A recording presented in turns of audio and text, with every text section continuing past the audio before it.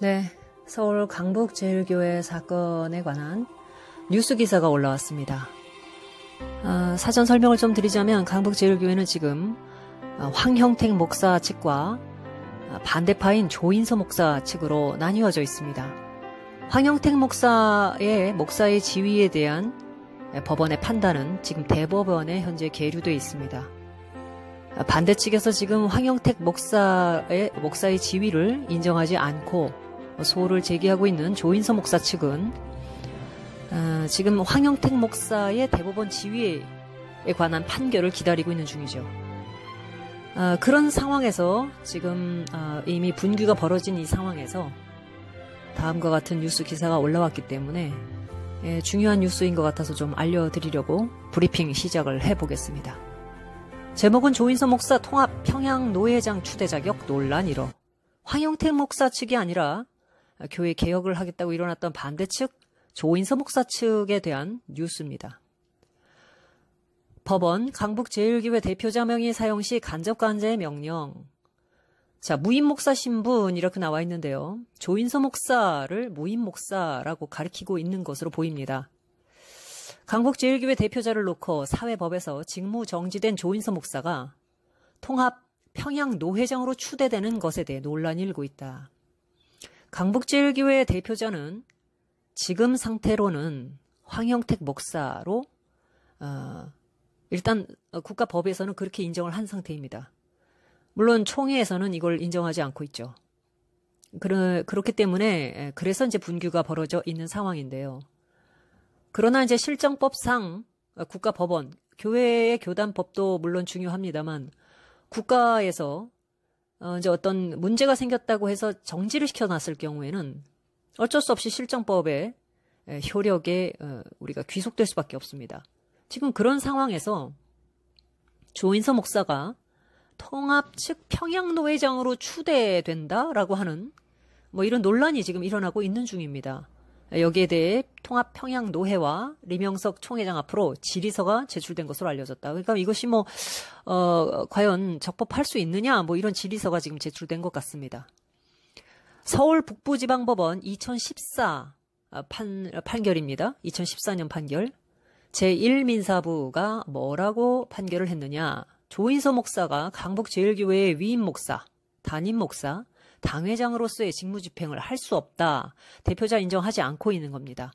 조인서 목사는 총회에 의해서 강북제일교회 대표자로 그렇게 교단법에서 얘기했지만 반대 측인 황형택 목사 측에서는 이것을 국가법원에 소를 제기해서 그쪽이 승소를 했죠. 물론 대법원에서 아직 확정 판결을 내려주지 않은 상황에서 양쪽이 지금 갈라서 있습니다만은 고등법원까지 나온 판결이 현재 유효한 상태이기 때문에 조인서 목사는 지금 공중에 뜬 상태입니다. 그런데 강북제일교회 대표자도 아니고 위임 목사 또는 담임 목사, 당회장으로의 집행정지 직무 집행을 할 수 없는 사람이 어떻게 노회장이 될 수 있느냐. 이제 이런 문제가 되는 거죠. 북부지방법원의 판결문은 조인서 목사가 위임되는 과정을 절차상 하자로 판단했다.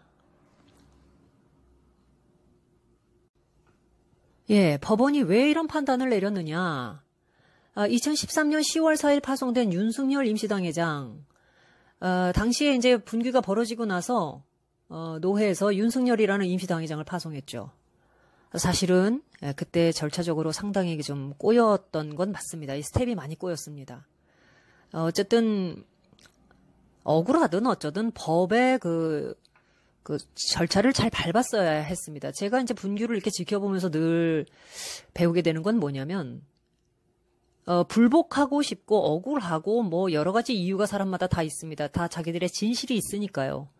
그러나 중요한 것은 공동체가 세우는 법, 그 법이 내 진실을 다 담아내지 못한다 할지라도 그 법이 바뀌기 전까지는 어쩔 수 없이 그 법에 승복을 할 수밖에 없고 그 법의 절차를 따라야만 그래도 그러한 법적 성실성을 바탕으로 해서 뭔가 미래에 좀 그래도 나은 결과들을 도모할 수 있습니다.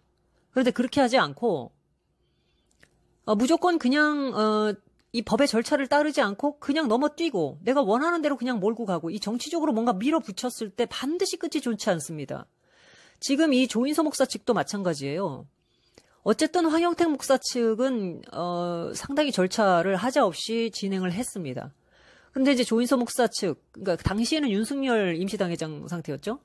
노회가 이 당회장 파송을 하지 말았어야 했습니다. 근데 윤석열 임시당회장을 파송을 해서 당회를 소집해가지고 거기서 어떤 공동의회로 어떤 결의를 했는데 국가법에서 전혀 인정하지 않는, 순서도 맞지 않고 절차도 맞지 않는 그런 공동의회를 해봐야 공동의회를 소집한 사람 자체가 자격이 없는 사람인데, 그렇기 때문에 이 공동의회를 2번인가 했습니다만 모두 원인 무효가 됐습니다. 모두 현저히 정의관념에 반하고 중대한 절차상 하자가 있으므로 무효다. 국가법원이 이렇게 판결을 내려버렸습니다. 변호사 비용만 썼죠. 특히 법원은 공동의회의 절차적 하자, 이 공동의회라는 것이 무엇입니까? 지교회가 당회장에 의해서 전체가 모여서, 교인총회가 모여서 어떤 그 결의를 하는 겁니다. 이것이 이제 소집권자가 적법하냐, 자격이 있느냐, 그런 교인총회를 소집할 만한 자격이 있는 사람이냐, 이런 것들을 따집니다. 근데 우선 윤석열 임시당회장은 이 사람을 파송해서는 안 된다라고 하는 황영택 목사 측의 소에 의해서 자격정지가 된 상태였어요. 그런데도 본인이 임시당회장으로서 교인총회를 모아가지고 공동의회에서 결의를 해봐야 법원에 가면 당연히 그건 날아가는 겁니다. 공동의회의 전제가 되는 당의 결의하자, 소집 광고 절차 흠결, 소집 광고도 뭐냐면 이 공동의회가 열릴 것이라고 하는 광고를 충분히 해줘야 합니다. 그래서 거기에 권리를 행사할 수 있는 모든 교인들이 그 광고를 보고 빠짐없이 모일 수 있도록 충분히 해줘야 됩니다. 뭔가 반대 측이 그런 공동의회에 와서 반대표를 행사하거나 해서 교인총회가 충분하게 의결을 하지 못하도록 어떤 회방을 한다든가 지능적으로 방해를 한다든가 할 수 없도록, 그래서 충분히 광고를 했느냐, 이것도 봅니다. 또 소집권자가 누구냐 하는 부분도 보죠. 개정 정관의 하자 등 이렇게 아주 복합적으로 많은 면들을 살핀 끝에 하자의 정도가 매우 중대하다. 하자의 중대가 매우 중대하다고 봤습니다. 또 이를 용인하는 것은 현저히 정의관념에 반한다. 어지간하면 교단과 교회 내부에 있는 문제에 국가법원이 하자의 정도가 중대하거나 현저히 정의관념에 반하지 않는 한 거의 다 대부분 용인을 하는 쪽으로, 채택을 해주는 쪽으로 알고 있습니다만은, 이거는 도저히 이건 그냥 넘어갈 수가 없는 것이다. 헌법에 의해서, 국가의 헌법에 의해서 아무리 종교의 자유가 있다 그러더라도 이거는 종교의 자유로만 봐줄 수 없는 어떤 그런 문제들이 있다 할 때 이렇게 하자로 보는 겁니다. 무효로 보는 겁니다. 이에 대해 법원은 조인서 목사가 법원의 이러한 결정을 무시하고, 이 법을 무시한 사람들은 아무리 본인들이 뭐가 어쩌고 진실이 어쩌고 이렇게 얘기를 해도 끝에 이기지를 못합니다.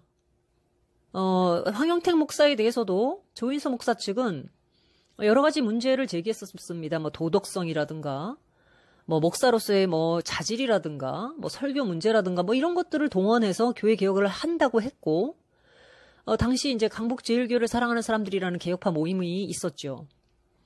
그러나 그 이후에 그 강사모라는 모임도 2갈래 3갈래로 갈라져서 계속 분열을 일으켰습니다. 그렇게 해서 마지막에 이제 모인 세력이 조인서 목사 쪽인데요. 이분은 이제 조인서 목사는 결국은 그 반대 측이 황영택 목사와의 대표자 논쟁에서 아직 결정이 나지 않았음에도 교단으로부터 그러니까 노회로부터 승인을 받아가지고 또 청빙을 해서 자신들의 어떤 담임 목사로, 위임 목사로 세웠습니다만, 이것이 법원과 아직 해결되지 않은 상태에서 과연 인정을 국가법원에서 받을 수 있는 것인지. 자, 법원의 이러한 결정을 무시하고 대표자 지위에 해당하는 직무와 명칭을 사용하는 것에 대해 1회 50만 원이라는 간접 강제도 명령했다. 즉 법원의 판단은 교단의 헌법과 교회 정관에 대한 절차를 따르지 않은 불법. 자, 국가의 법원은 교단 헌법과 교회 정관 절차를 매우 중요하게 봅니다.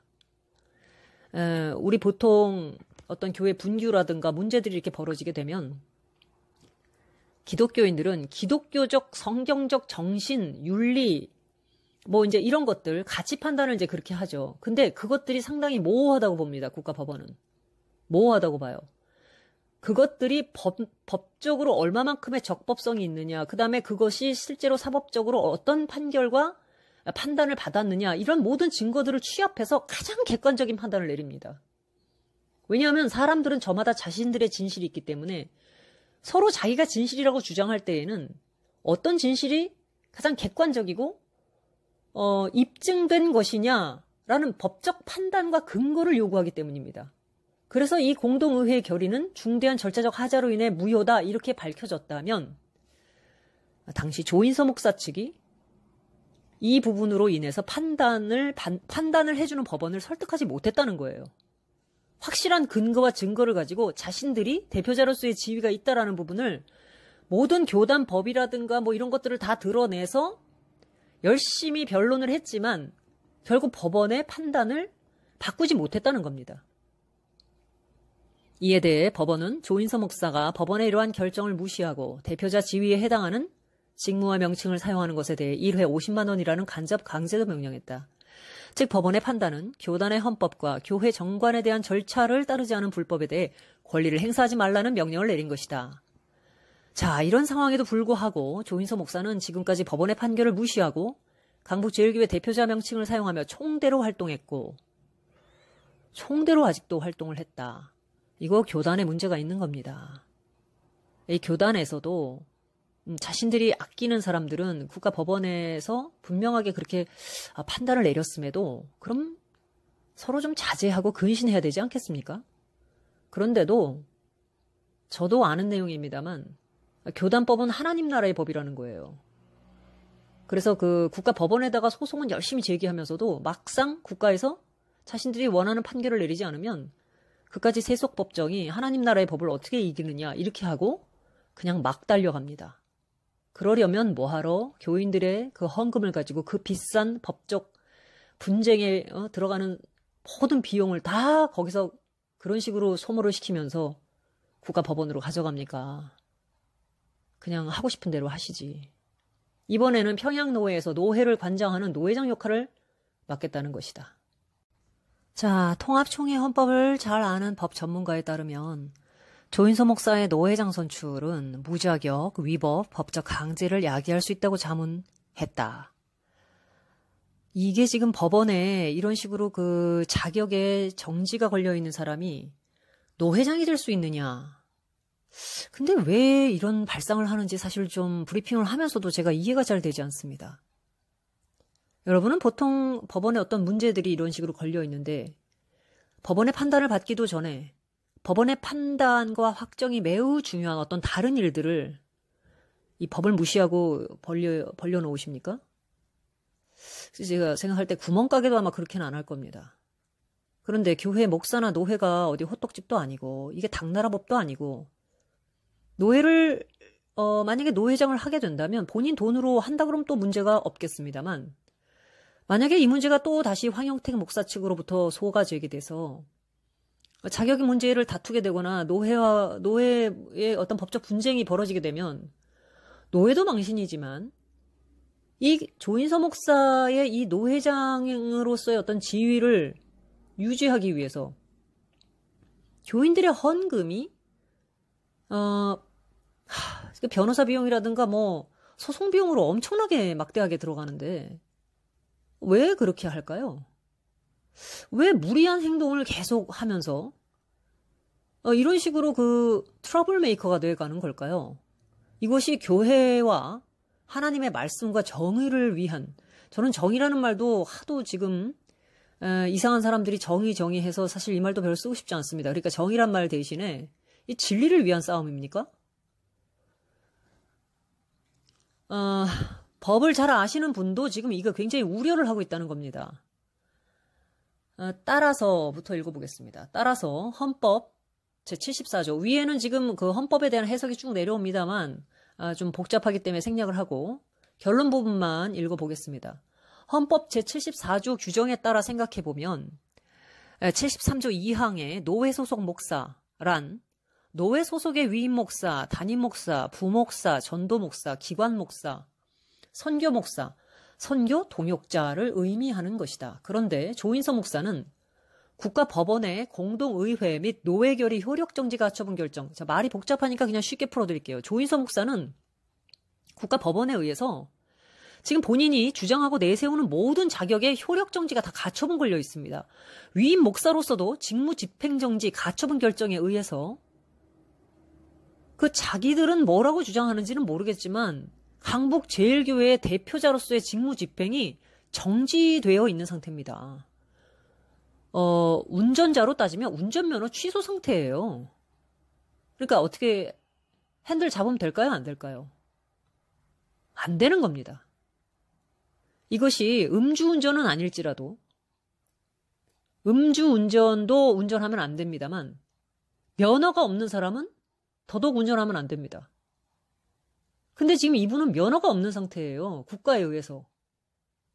그러니까 이 면허가 조인서에게 다시 되돌려질지 안 될지는 저 대법원에 지금 계류되어 있는 그 문제가 해결이 돼야만 합니다. 그런데 면허가 없는 사람이 버스 운전하겠다는 겁니다. 내 개인 자가용 운전 면허도 없는 사람이 버스 운전사 면허를 취득하겠다는 거예요. 대형 버스를. 이해되십니까? 자, 이와 함께 조인서 목사는 소송의 당사자가 될 수 없다고 해서 특별 대리인을 선임하도록 해 소송이 진행되는 상황이다. 소송 당사자도 될 수 없어서 특별 대리인을 선임해서 지금 황영택 목사 측과 소송을 진행하는 상황에서 노회장이 된다는 것은 참으로 어불성설입니다. 이러함에도 강북제일교회 위임 목사의 신분으로 노회장에 취임한다면, 자, 강북제일교회 위임 목사 신분으로 노회장에 취임한다면 강북제일교회 위임 목사가 누굽니까 지금? 고등법원에 의해서 황영택으로 되어 있습니다. 대법원까지 아직 확정 판결에 소지가, 여지가 남아있다고는 하지만 고등법원 판결은 그런 판결이 아닙니까? 고등법원이 지금 판결을 해놓은 상태고 대법원 판결이 안 나왔다면 고등법원의 판결이 지금 현재 가장 유력한, 그것만이 법으로서의 효력을 발생시키고 있는 겁니다. 그 법이 지금 최종 권위예요. 그런데 강북제일교회 위임 목사 신분으로 노회장을 취임한다? 아까 얘기한 대로 무면허자가 대형버스 운전에 자격증을 따서 거기에 지금 올라앉겠다. 이렇게 된다면 황영택 목사 측에서 그렇게 했을 경우에 강북제일교회 대표자로서의 명칭과 지위를 도용했을 때 한 번씩 그런 행위를 할 때마다 한 회당 50만 원씩 간접 강제 명령으로 벌금을 물리게 돼 있습니다. 돈을. 그럼 이 돈 어디서 나갈까요?